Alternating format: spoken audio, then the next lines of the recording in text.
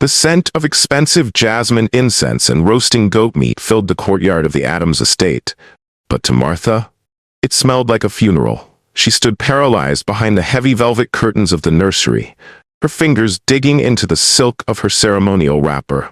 Outside, the rhythmic beating of the African drums celebrated the 8th day of her son's life. 200 dignitaries were waiting for her to emerge with the miracle heir of the Adams textiles empire. But inside the room, the low, jagged laughter of her mother-in-law, Mama Beatrice, sliced through the music. "The actress is getting ready," Mama Beatrice whispered, her voice thick with a malice Martha had never heard before. "How much did the clinic charge for the final settlement, Chidi?" Martha's husband, the man she had loved for 7 years, let out a cold, sharp chuckle.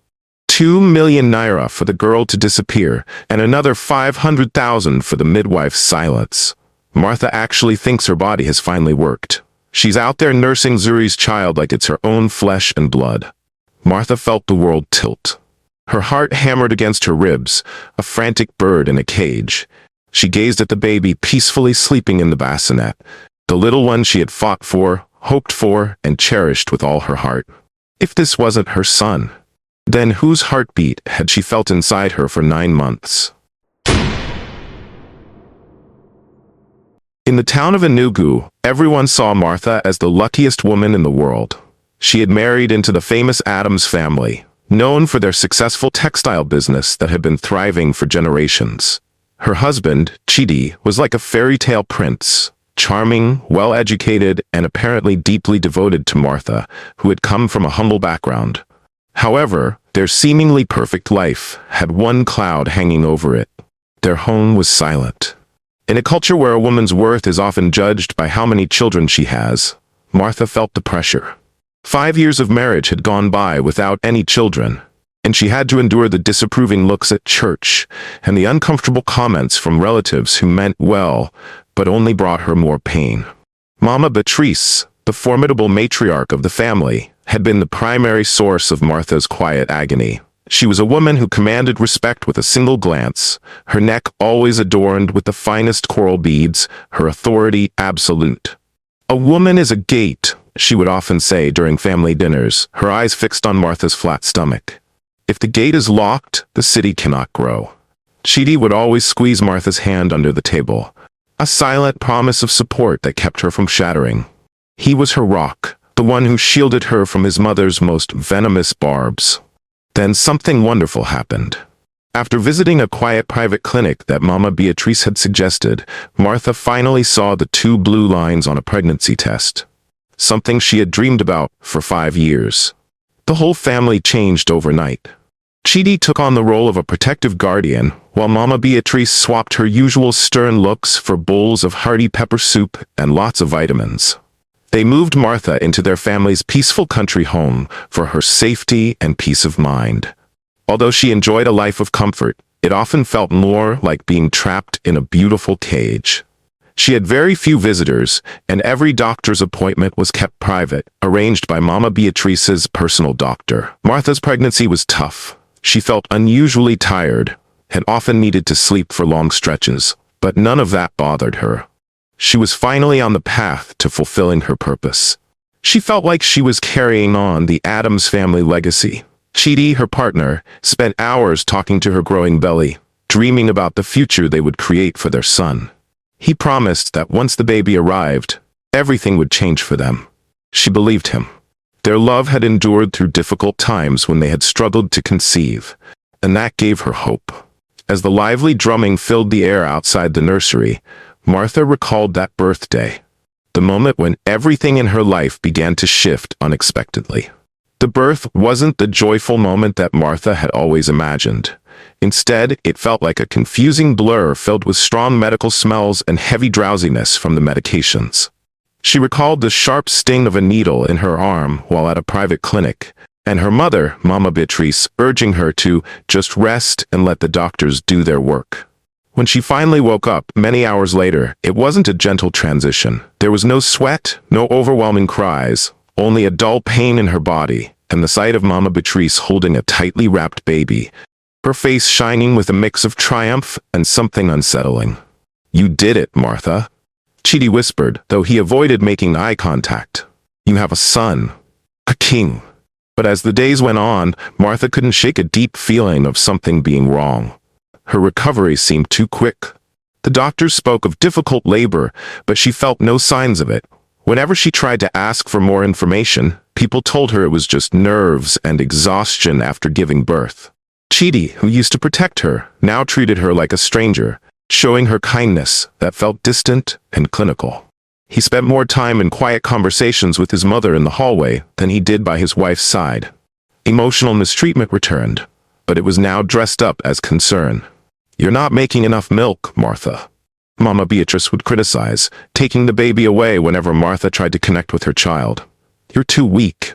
Just let the nannies take care of him.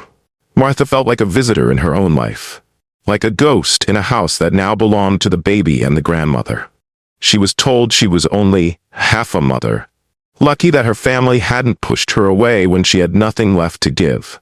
The way everyone treated her made her question her own mind, making her wonder if the drugs had erased her memories of the pain she must have gone through.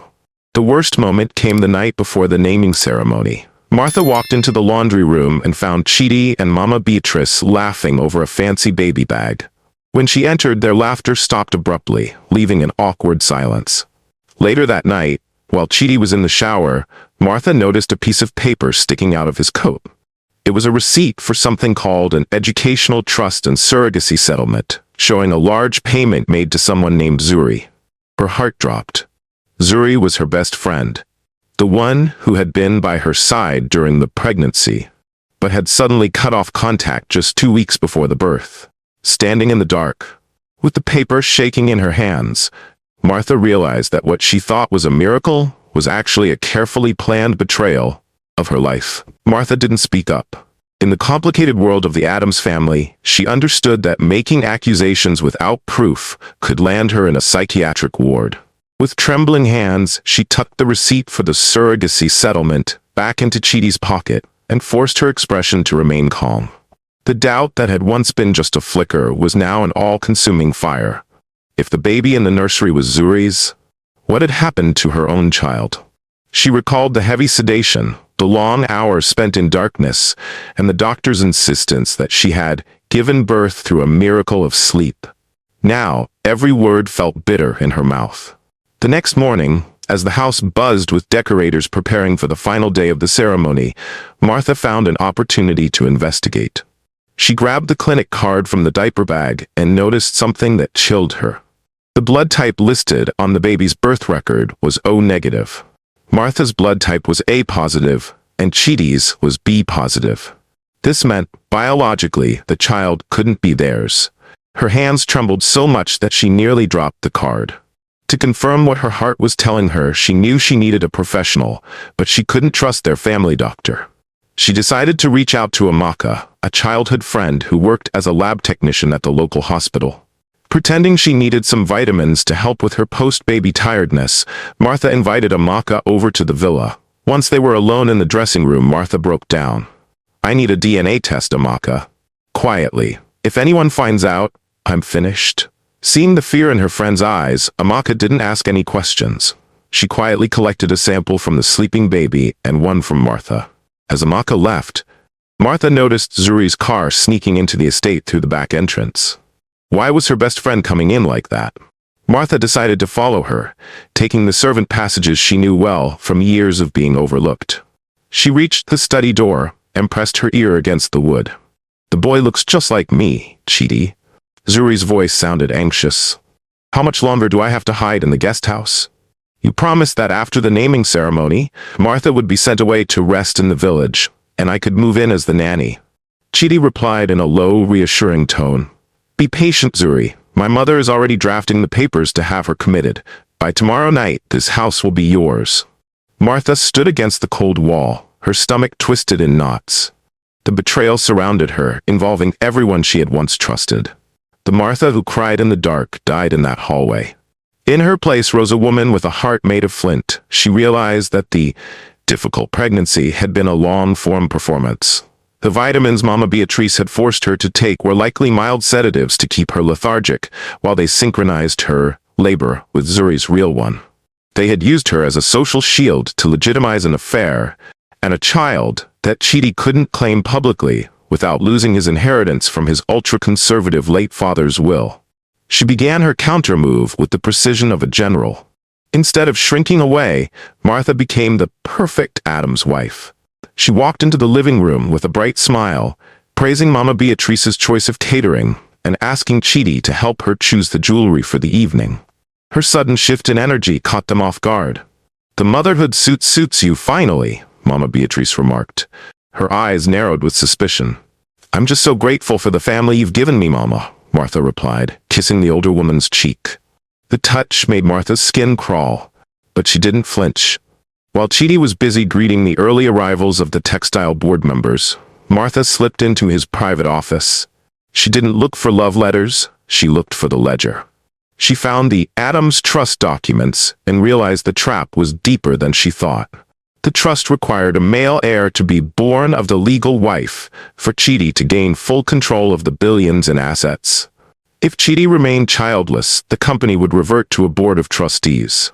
They hadn't just stolen a baby. They were using Martha's legal status to commit multi-billion naira fraud. She spent the afternoon making quiet phone calls. First, she reached out to her father's old lawyer, a man who couldn't be easily intimidated by her mother, Beatrice. She sent him pictures of important documents related to her family's trust and a receipt for a settlement. "Get ready to file for a total freeze on the assets," she whispered into the phone. "Just wait for my signal at the ceremony." After that, she visited the nursery to see the child. He was innocent, caught in a mess driven by greed. She felt a wave of compassion for him, but her main focus was on her own survival. She started to pack a small bag with essential items: her birth certificate, her college diploma, and her grandmother's gold bracelets. No longer was she waiting to be hurt. She was preparing to take action. The evening of the naming ceremony arrived with a level of opulence that Enugu had rarely seen. The Adams Gardens were transformed into a sea of white and gold.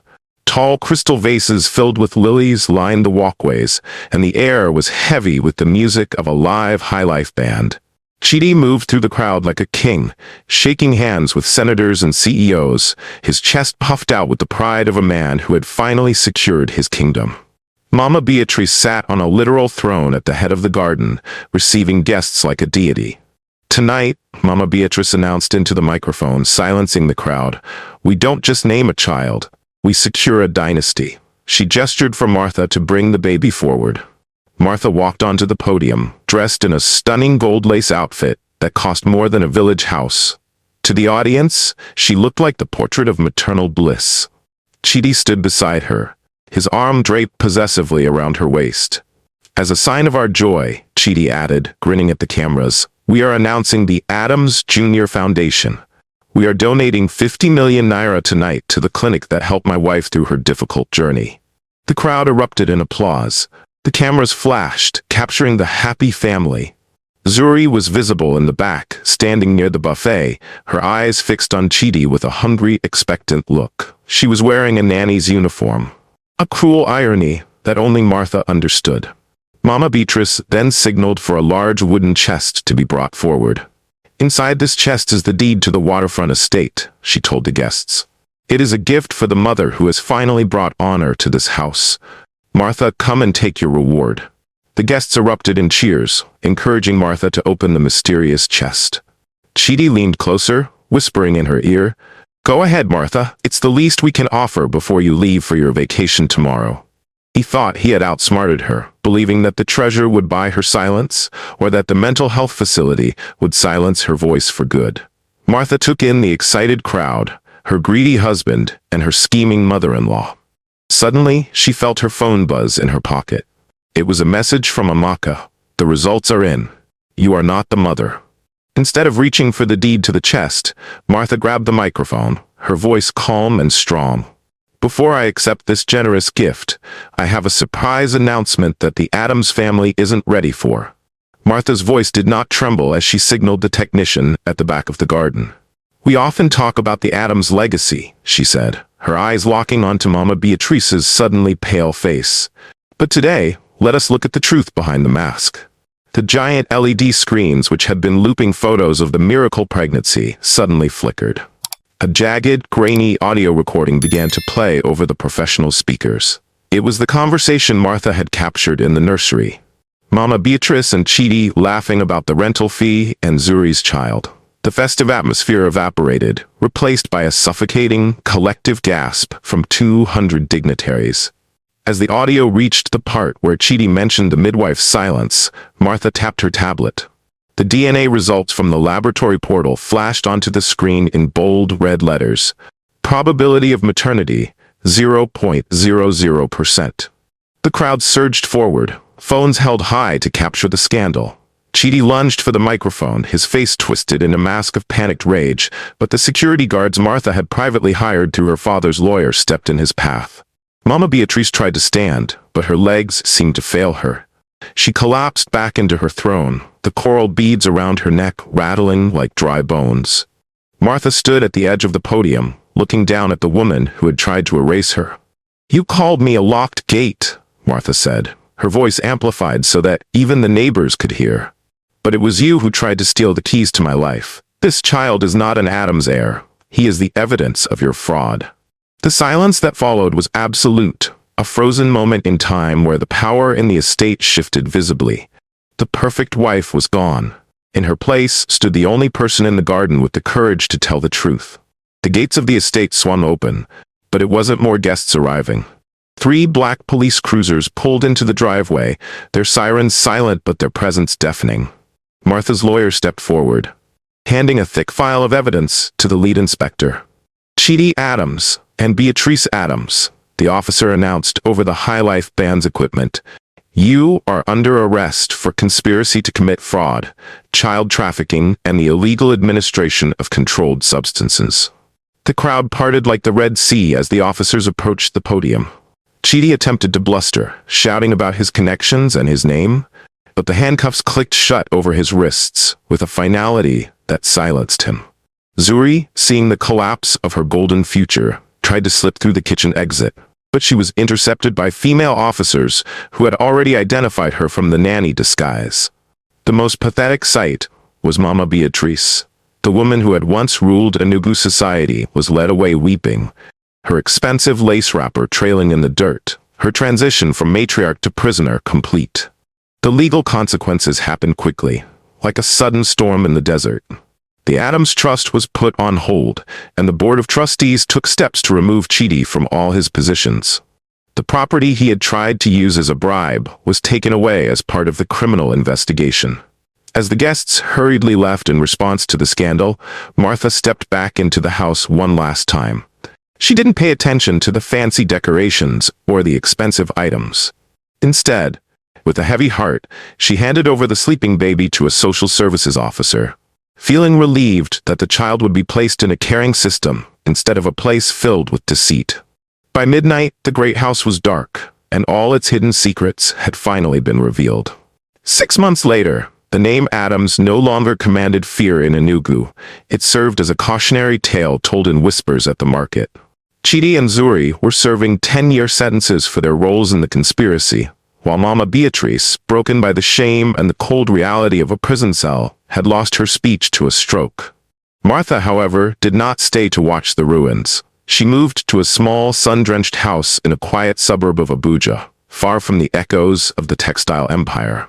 She went back to her maiden name and opened a small consultancy for women navigating legal battles in traditional marriages. She had lost a husband and a sister friend, but she had gained herself. One afternoon, while sitting on her porch, Martha received a call from her lawyer. The final divorce decree was ready, and her share of the premarital assets had been recovered. She felt no surge of triumph, only a deep, quiet sense of balance. She realized that her barrenness had never been a curse. It had been the very thing that exposed the rot in the family she had married into. She was finally free from the golden cage, and for the first time in her life, her time was her own. Martha looked out at the horizon, watching the sun dip below the trees. She had learned that identity is not something given by a mother-in-law or secured by a child's name. It is the truth you carry in your own heart when everyone else is lying. She had survived the fire, And like the fine gold she used to wear, she had come out purified. The empire had fallen, but the woman remained standing, her dignity restored, and her voice finally her own. The story of the Addams family reminds us that a legacy built on the theft of another person's soul is nothing more than a house of cards. True wealth is not found in the titles we inherit or the children we acquire to satisfy our pride. It is found in the integrity of our actions when the world is not watching.